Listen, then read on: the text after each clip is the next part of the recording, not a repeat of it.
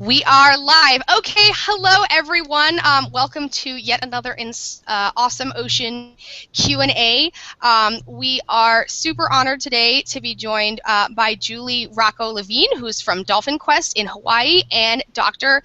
Alex Shorter, who's worked on many research projects with Dolphin Quest. And we have a lot to get to today because we want to really get into some of the importance of peer-reviewed science when you're talking about dolphins and you're talking about conservation. So don't forget, this Q&A is brought to you by awesomeocean.com, which is your source for all things about the ocean, marine science. So feel free to visit us at facebook.com/awesomeocean or awesomeocean.com. All right. Sorry, I had to take care of some business there. So Eric is having a couple technical difficulties, so I am going to try and kind of move this one along myself. Please interact with us. If you see the chat box at the side of the YouTube screen, put your questions in there. We'll get to them. I'm sure you guys are going to have great questions for our awesome experts that we have here today. So we can hear from them about everything. I already see some people in the chat, so hi everyone who's already joined us. And we are going to get right to it. So we're going to talk a little bit about Dolphin Quest. Dolphin Quest opened in 1988, and it was creating a place where people and dolphins could share the wonder of close personal interaction. Today, Dolphin Quest is an international organization devoted to public education and to the conservation of marine wildlife.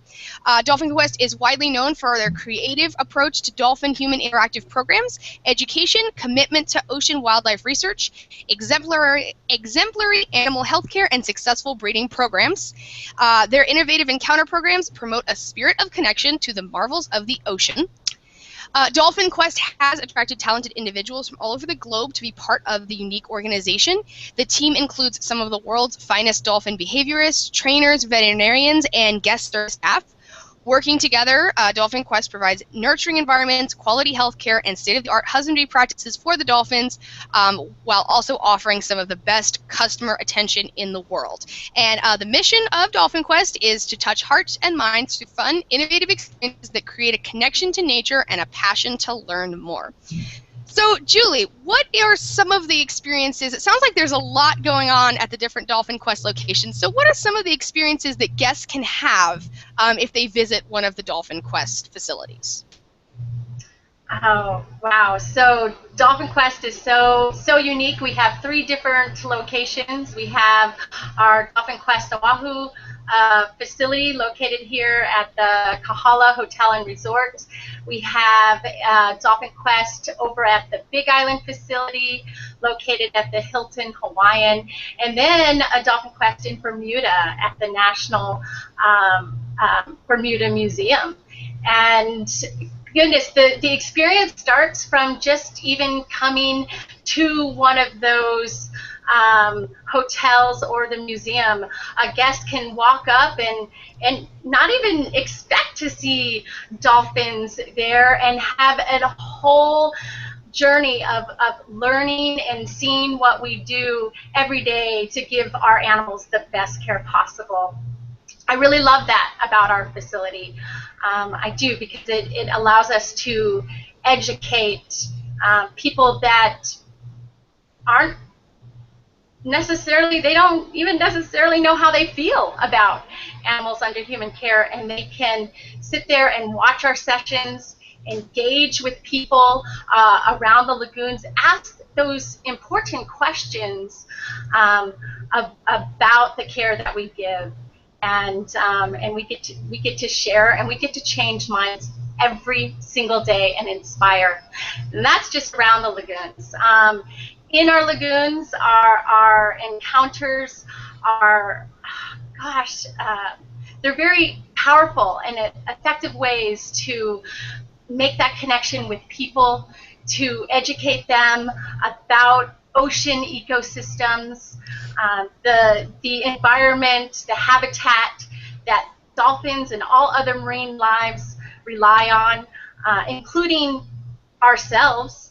And it makes an impact, a real emotional connection, and when you think about things that you remember and drives you to learn more, or even shape your life around your lifestyle, your habitat, your career, it's those things that you have an emotional connection to. And so it's a true privilege to be able to give these experiences in the water and with our animals, hands-on learning. Well, that's absolutely fantastic. That sounds like I want to go right now. Can we go right now? Is that an option? You know, and we totally agree. You know, we think that those kind of personal connections are super important. You know, why do you think that it is so important for people to make those connections in order to be so invested in dolphin conservation? Well, it's about learning, getting close. Again, like I said, when we feel emotionally charged about something, we make things happen. We're inspired to learn more, to do our own research, and I think that really affects and drives people to live in a way that is kinder to our earth and all of our natural resources. And we all learn in so many different ways, and it's important to have all of those different ways to experience our surroundings so that everybody can be connected to nature. That's fantastic. I totally agree with you there. And I know a lot of our listeners have had those experiences and would also agree with you. We do actually have a question from the chat. Orca Howlcat wants to know, what types of dolphins do you have at Quest, and do different species do different interactions or the same type of interaction? Well, at Dolphin Quest, our population, our family of animals, is all made up of the common bottlenose dolphins. And all of our animals participate in our programs with guests and participate in our research projects and are given the best care possible. Oh, that's awesome. We love those bottlenose dolphins, even if they're common.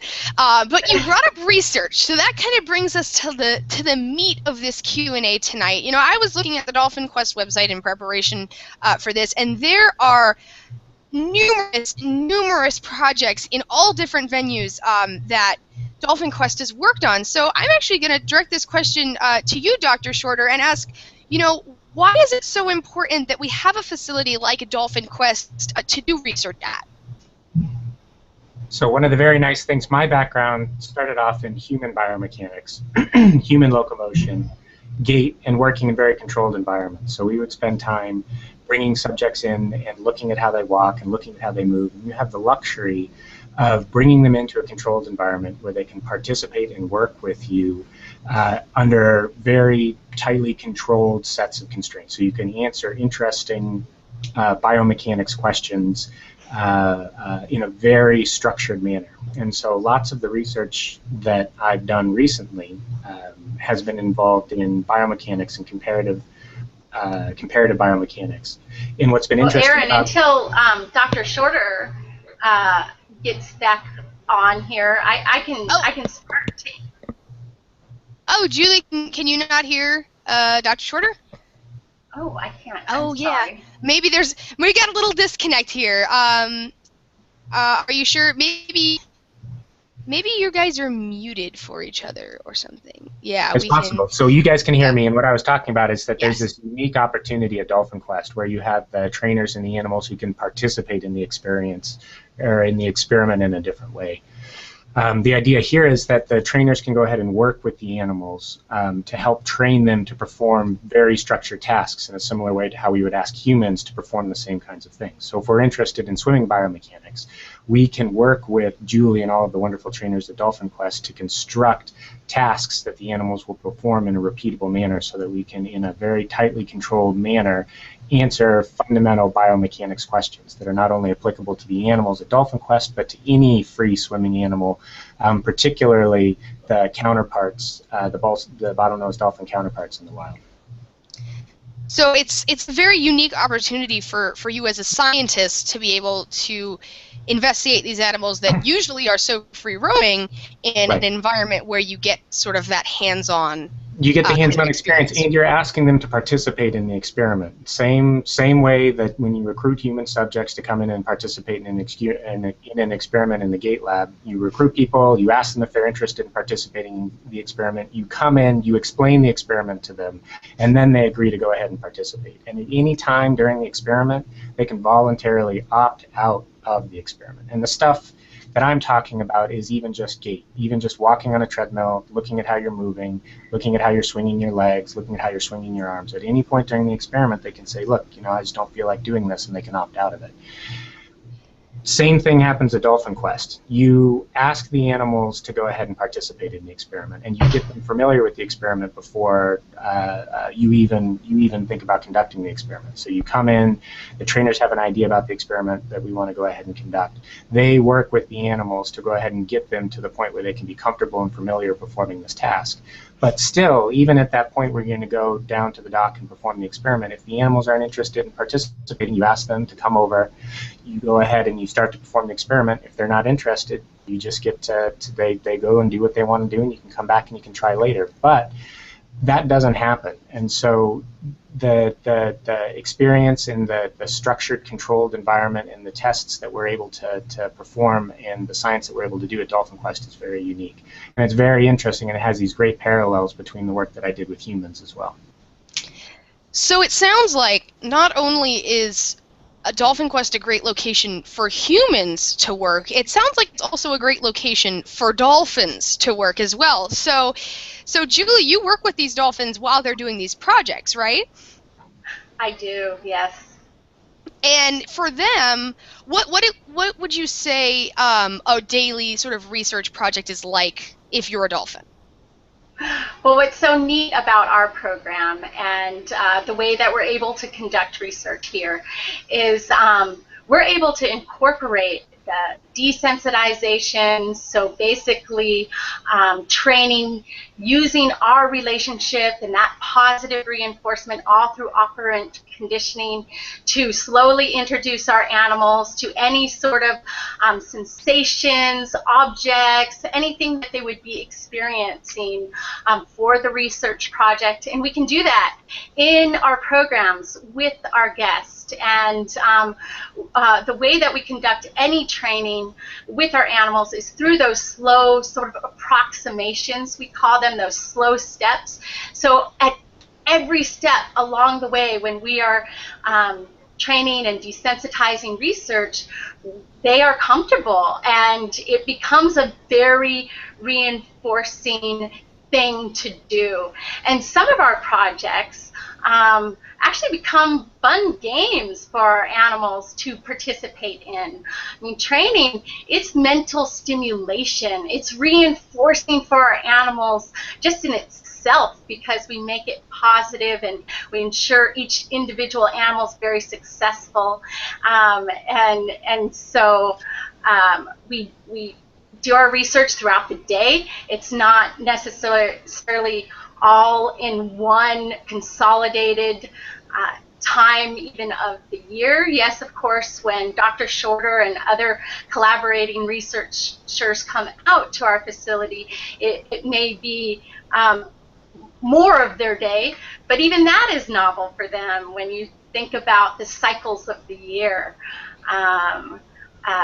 Yes, so it's enriching for our animals, and not to mention the majority of the research that we do with our animals here answers questions about marine animal anatomy and physiology, biochemics, bioenergetics, and the results of those studies directly lead to improvements in our ability to both diagnose and treat the animals that are directly under our care. So our research helps the care that we give our animals. So do you want to talk a little bit about that project everywhere. to give them an idea, Julie, about what it is that we've been doing that relates to swimming biomechanics and energetics, and how that's going to be directly relatable to free swimming animals? I'm sorry. I'm having a I'm unable to hear. Okay, well, Dr. Shorter asked if you would like to elaborate a little more about how the biomechanics studies about the swimming patterns and how those studies are going to be relevant to free swimming animals. Well, and what I can do is I can jump in, and what I wanted to talk about was the training. So what's very exciting and very interesting is you can, because they have this great relationship with the animals and this ability to go ahead and work with them as she was describing, you can get them to do very interesting and unique things. So one of the things we've been able to do is replicate a lot of what we do with human movement biomechanics. So in human movement biomechanics, how you swing your leg, how wide your steps are when you're walking, how long your steps are, the frequency of your steps, all of those things are very consistent and very, what's right, you do them for a reason. And one way to look at this might be there's a reason you're moving the way that you move. And one of those, the big driving reasons might be to go ahead and minimize costs. So you want to minimize the amount of energy that you spend to do something. So what you can do is you can go ahead and measure metabolic cost using respirometry. So you can go ahead and you can look at the amount of carbon dioxide and oxygen, those ratios that you're using, the amount of oxygen that you're using while you're performing a particular task, and you can go ahead and get measurements that correspond with metabolic cost. And then you can go back, and on the movement side, you can go ahead and change your experiment. So if you're interested in how you swing your leg, maybe you go ahead and modify how you swing your leg. So you add weight to your foot, and then now it's a little bit harder to go ahead and swing your leg. Or if you're interested in step width, you make people walk with wider and wider step widths. And now you have something that you can use to objectively look at the penalty or the price that you're paying for that change in movement. So the idea here is that lots and lots of work have been done in the human biomechanics community. And what we're able to do at Dolphin Quest is bring some of those techniques and some of those ideas and apply it to these animals for the first time ever. And I think one of the most interesting things that we've been able to do is they've worked to train the animals to follow a little remote control boat in the lagoon. And the idea here is that we want to be able to ask the animals to swim at a consistent velocity. And so they can go ahead and follow the boat. So we'll do the respirometry before they go and follow the boat. So we're going to go ahead and figure out how much energy they spend if they're just resting. Then they're going to go chase the boat for a while. Then they're going to come back, and they're going to spend some time using making the respirometry measurements, and then we're going to be able to compare how much energy they used through different conditions. And this is a very challenging experiment, and one of the great things, again, about working with Dolphin Quest is that we're able to come in, we're able to ask them to do something like this, and they're able to work with the animals to go ahead and meet this task, meet this set of constraints that we're asking them to meet, and do it in a way where, like Julie's saying, that this becomes stimulating, this becomes enriching, this becomes something fun that the animals want to go ahead and do. And then that's where the science comes in, because now if we have this baseline ability to go ahead and ask the animals to participate in the experiment, and not only an experiment, but a very complicated experiment that has many parts, then we can go ahead and we can start to parameterize some of this stuff. So what we've been interested in is measuring energetic cost during swimming and using animal-worn sensors to go ahead and make direct measurements on the animal for the first time. And then what's important about this very interesting task that Julie and the other trainers at Dolphin Quest have been able to ask the animals to do is that now we can vary the task, and we can look at how changes either in swimming gait or in what they're carrying or what they're doing affect metabolic cost. So we can ask some of these very basic biomechanics questions with animals that we couldn't do in any other situation. Well, and that sounds to me like that's something that is very critical if you're examining like the situation of free-ranging animals, right? If you're examining animals that have to hunt a certain amount, knowing how much energy they expend is going to be really important. Is that right?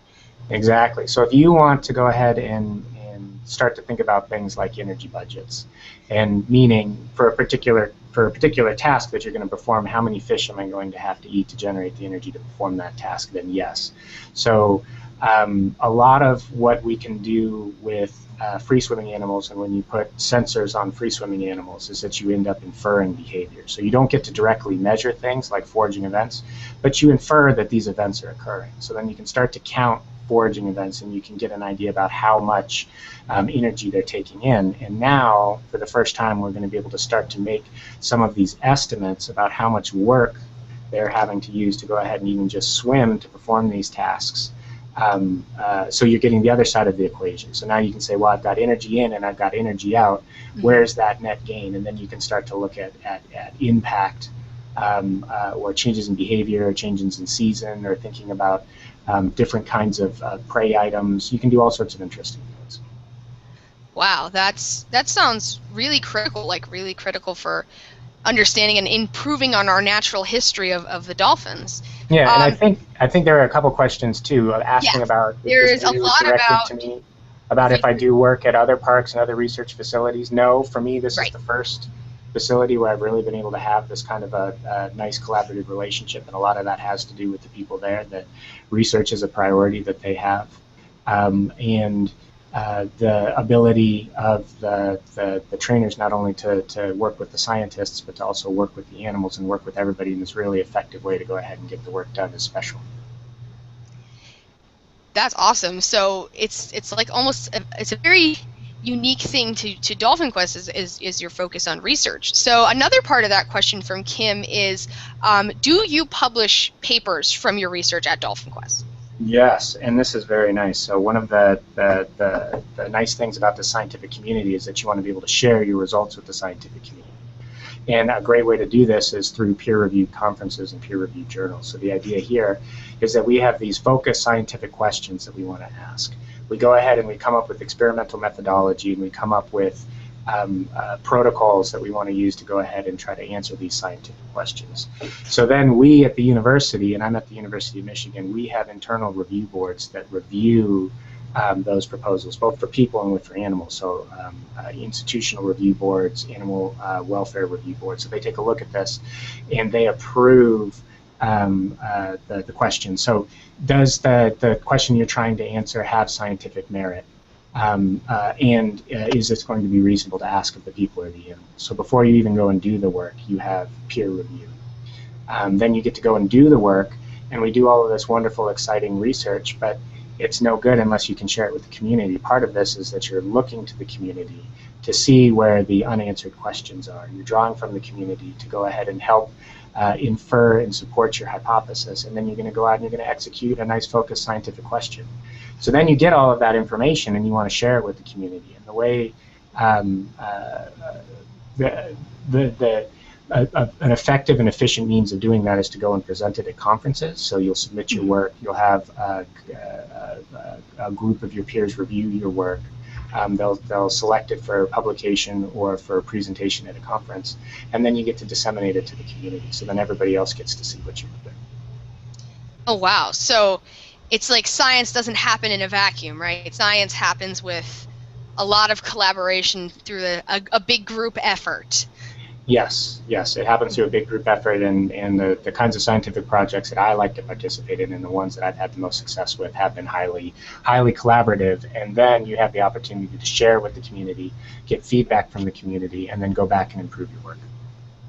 Well, that actually leads right into a question from Kristen, and I'm going to direct this one to you, Julie, and that is, are there any volunteers or internship program at Dolphin Quest? And I'm going to tack onto it and say, do any of those volunteers or interns work on the research projects? Absolutely. Currently, right now, our Bermuda facility does have volunteers. Actually, I'm sorry, a great internship program. And anything that we do with our animals, from the behind the scenes, making sure our facility is kept to the highest standards, and to our training, to engaging with our guests, and all of the research that is being conducted at our facilities, our interns are exposed to and have that hands-on opportunity to participate in. So it's a wonderful, wonderful education. All right, and one more question actually relating on that is sort of relating to science as a collaboration. We actually had a Q&A a few months ago with the Dolphin Research Center, and so SeaWorld Parks Rocks wants to know, if you have ever worked with the Dolphin Research Center on any kind of studies. I have not directly with them. However, the whole marine mammal community certainly shares information. We share about our research, and oftentimes there are scientists like Dr. Andreas Ballman that they need many numbers of animals to be able to have a big sample set to support their scientific studies. And so where he may be doing a project here with us collecting samples, is also working with other facilities that accredited facility marine mammal parks and aquariums. Awesome. So back to science being sort of a group effort. So Dr. Shorter, I actually want to direct this one to you and say, what implications do you see from the research you've done at Dolphin Quest in terms of the conservation of the species? I think the most direct relationship, or the most direct relationship between what we're doing at Dolphin Quest and the conservation kinds of questions has to do with those energetic costs. So not only are we interested in just characterizing basic swimming biomechanics and understanding how much effort it takes to go ahead and swim, we're also interested in understanding the effect of increased drag on the animals. So anytime we make measurements, we have to make these measurements on these free-swimming animals with external sensor devices, so they're body-worn sensor devices. And the idea here is that marine mammals spend the majority of their time underwater, so you can do a lot of traditional field observation where you're looking and watching what the animals are doing at the surface, but that's only part of the story. So the idea is to develop these sensor packages that are primarily built around motion sensing and acoustic sensing. They're also cameras, so you're using video information to go ahead and collect data about the animals in their marine environment. But most of the tags that I've worked with have been acoustic tags and motion tags. So the idea here is you've got to package it, and there's a trade-off. So you want to go ahead and collect as much information as you can about the animals, but you also want to minimize the impact to the animal. One of those impacts is the additional drag that the animals will experience when you put a tag on them. It's kind of like wearing a backpack. You're going to have weight in the backpack, it's going to be a little harder to move around, and that's going to affect this energy budget that we were talking about. So for flying animals, they've studied this in different ways, and they've come up with some rules of thumb. So one of the rules of thumb is don't make your tag package any heavier than 10% of the weight of your animal that you're going to go ahead and try to observe. But we don't have those same kinds of rules of thumb with marine mammals. So what we're able to do with this experiment that we've been able to set up with Julie at Dolphin Quest with the animals that they have there is now that we can go ahead and have them chase the boat. Now we understand what kinds of baseline energetic rates it takes to go ahead and perform that task. We can change it up a little bit so that what we can do is we can have tags that are slightly bigger, that have slightly larger surface areas, so they can generate more drag. And we can model that before we even start. So we have an idea about how much more drag we're putting on the animal. So how much more weight is going to be in that backpack. And then we can go ahead and ask them to perform that same task, and then we can make measurements and we can compare those measurements. So we can look to try to identify the amount of drag that you have to add until you get this measurable metabolic effect.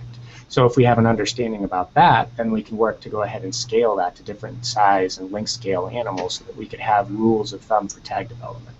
So not only is there this really unique opportunity to go ahead and do basic biomechanics research, so for the first time ever, people are making these kinds of work and power measurements directly on the animal. We hadn't been able to do this before. But this is going to go ahead and help us make better tags, and then we're going to be able to apply both of those things, these better tags that are going to have less drag on these free-swimming animals, to go ahead and make the same kinds of sensor measurements that will let us start to improve what we understand about these energy budgets and this cost relationship between having to go and find your food and then how much food you're actually catching. Gotcha. So it's it really does directly relate to the species as a whole, and it sounds like there's a lot of technology involved too. Sort of as the technology improves, there's more research to be done. So we do have one more question about the biomechanics studies, and this comes from Kristen Myers, and she wants to know, you'll probably be able to speak to this, is there a way to correlate some of these studies that you're doing on the biomechanics of the bottlenose dolphin to other species? Speaking to, she references the orcas in the Pacific Northwest that are struggling with, food quantity and prey quantity. All right. So part of what we're doing is we're developing techniques to make these measurements. And so there's a series of, or a combination of sensors. There's a sensor suite that you use to go ahead and make these measurements. And so as we develop this integrated system, we're able to test it and evaluate it with the animals at Dolphin Quest. But once we have evaluated it, then we're going to be able to apply these kinds of animal-worn tags with these algorithms, which are going to go ahead and process the data to come up with these estimates of work and power. So then we're going to be able to apply them to free-swimming animals as well. And now, again, the idea here is that we're not able to directly measure energetic cost. So the best way to do that is with a blood sample or with respirometry. But what we can do is we can measure other things which correlate very well and have this nice direct relationship with metabolic cost. So this is our goal, is to go ahead and develop and refine the technology and the algorithms to go ahead and come up with these estimates, which then could be applied to many species. Mm-hmm. Fantastic, fantastic. So definitely important, definitely relevant, and there's a lot going on. So before we wrap up here, Julie, I was talking to you earlier before we went live, and you mentioned that some of the studies at Dolphin Quest have actually been used in legislation of marine mammals, sort of used to build these, regulations around them. Oh, yeah, absolutely. Dolphin Quest supported research has led to actions to help save whales. One of my favorite examples of this happened in my backyard around the Hawaiian Islands, and this was work done by Dr. Robert Baird and his Cascadia crew, where they are researching the insular population of the Hawaiian false killer whales. So they've discovered that this population is isolated, has a limited range just around the main Hawaiian Islands, and the population is less than 200, around 150 individual animals.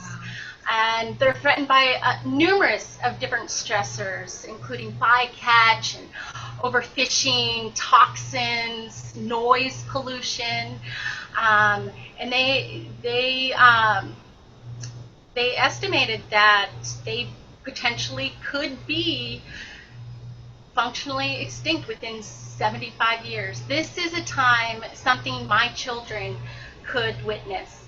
And in 2012, the National Marine Fisheries Service listed this Hawaiian population of false killer whales as endangered on the Endangered Species Act. I mean, so what does that mean? Amongst a lot of other things, this requires our agencies to identify and protect their habitat and to regulate those activities that are directly affecting them. And this is research that Dolphin Quest has supported since 2005, year after year, both in funding and in kind help out on the water, in the field with these scientists. And what's so neat about that is we get to learn and be educated on our current events, what is happening real time in our oceans, and then we become better educators, and we get to put this into our programs and share with our guests that are making a direct connection to our oceans. Again, hopefully they're emotionally inspired by this and will take those actions to help us and be better stewards themselves to our world. Well, that plays perfectly into our last question for this Q&A. Aluka wants to know, what are some everyday things that everyday people can do to help wild dolphins? Yes, that is great. And I want to include Alex in this as well. He is a specialist, but things that we share with our guests, and we're educating ourselves every day too because we are inspired. But it can be very simple. It can minimally impact your life. Of course, there's those R's that we don't ever want to forget, and we need to reuse those things that we can. We need to reduce what we need and are using. Of course, recycle everything that we can, and refuse certain things. The plastics. Do your research so that we know what we're doing in our everyday lives are not having that negative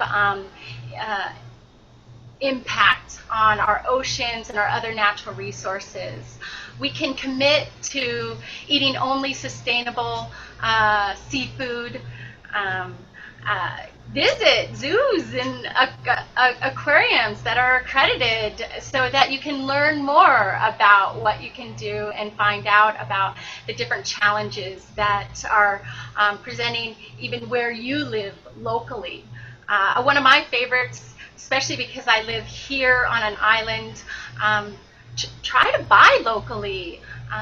Go to your farmer's market and buy that food that is grown right there in your community so that we're not having to ship it here to our islands. That's going to help reduce not only the fossil fuels that we're using, but the traffic that happens on our oceans with the shipping boats and freights. Absolutely. I think those are great pieces of advice. Is there anything else you have to add to that, Dr. Shorter? No, I think Julie answered that very well. Yeah, it was a lot to remember, but I think if we all work together, we can keep those things in mind. Well, this is time we're gonna wrap up the Q&A. I just want to thank both of you so much for coming on and for sharing your expertise and your experiences and all of your stories with everyone. We had some great engagement. We had people that were saying, "Oh, this is so fascinating. This is so cool."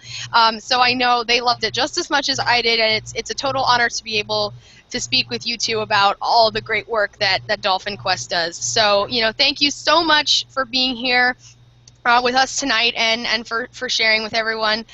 Folks, don't forget, you can visit Dolphin Quest online or, schedule a visit in person if you want to come and see some of this in action. I would absolutely recommend that. I mean, I want to go to Hawaii, so we can all have a group field trip to Hawaii.